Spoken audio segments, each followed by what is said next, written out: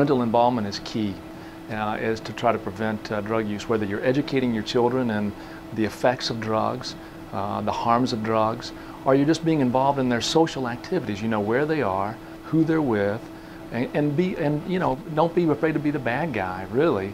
The problem is that where drugs are concerned, someone is going to be the bad guy. It's much easier for the parent to be the bad guy than me to be the bad guy, or the police officer to be the bad guy. Someone is going to be the bad guy here.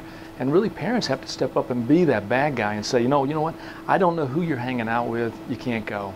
I would tell parents, just don't be afraid of your children. They are yours. Don't be afraid to offend them. Don't be afraid to say, hey, here's a cup, pee in it. I just want to make sure everything's going okay. Because that's the biggest thing I see. I think sometimes parents are too afraid of burning at all that relationship. They want to have the best friendship. And I think sometimes parents have to see you're a parent. You're not their best friend. I think parents need to not be afraid to be forceful with their children. It's not a friendship. Say to them, are you making good choices? And talk to them and look them straight in the eye. Because when your kids feel like they're being watched, then they're going to be less likely to go out and make poor choices. They're going to think twice before they do those bad things. And if they feel like they have someone really tight on top of them, at the end of the day, they feel more loved.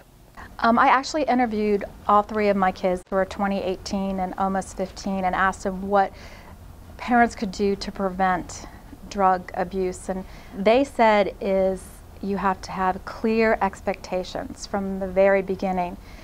Middle school, you need to sit down and tell the kids, we find you doing this, this, or this, and this will happen. Very clear expectation and clear consequences. There was a proverb that I read, you want to dig a well before you get thirsty. And that really means parents are always shocked the first time they find out their kid is either using, drinking, smoking, because they can't believe their baby, who they did, they classroom mom, they did traveling sports. Nobody could do more for this kid that is actually doing this. But if those clear expectations were set up, you tend not to overreact. I think the biggest thing is you have to be a constant obstacle to their drug use. Just be, they're gonna call you crazy. Oh, I love this one. You're ruining my life. If your kid says that to you because you won't let them sleep out, you're ruining my life, then they want to get out so they can use. The biggest key, I think, that and something that the parents can do is to keep the lines of communication open with their children.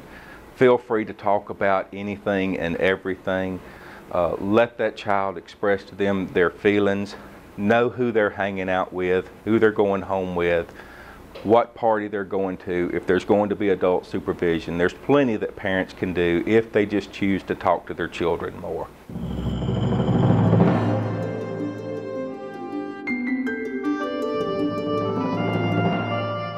The warning signs are different for every kid, but I think you really have to look at your kid and you see a change. And for me, I always tell people moodiness in boys is not normal. Girls are moody, boys shouldn't be moody. That's the big signs that the American Medical Association talks about as well, changing their behavior, stealing money, changing their appearance as well, changing the group of friends that they're hanging out with. These are the kind of things that parents should watch for. And as soon as they see these things, they need to intervene. Again, be right in their face saying, okay, what's going on? What's happening with you? You've changed.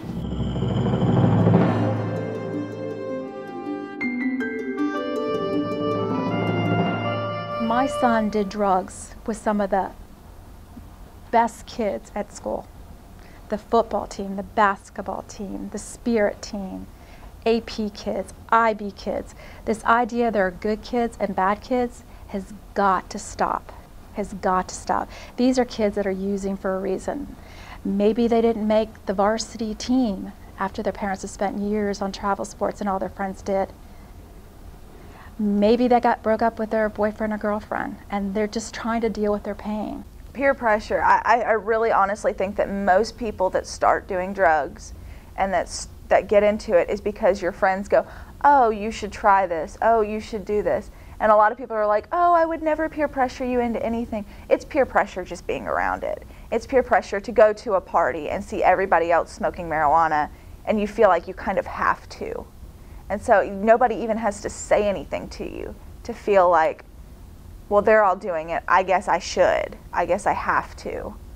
And it's just, it's almost like a silent, you're uncool if you don't do this, because everybody else is doing it, why aren't you? And I've left my friends' houses, I've left people's houses because, you know, they were like, well, we're gonna go do this. And I'm like, no. I'm like, I don't want that. And it's just a matter of standing up and saying, I don't care if I don't look cool to you. I don't care if you think that I'm a nerd because I don't do this. I'm gonna sit back and I'm gonna say, this is what's best for me, and this is what is best for my life. We have no idea what these kids are being exposed to. The pressure they feel to use, it's unbelievable.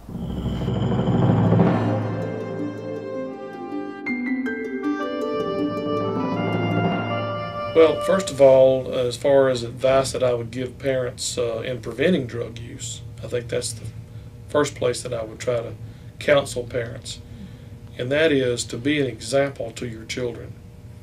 And I see this not only in drug court and criminal court, but also in divorce court, where parents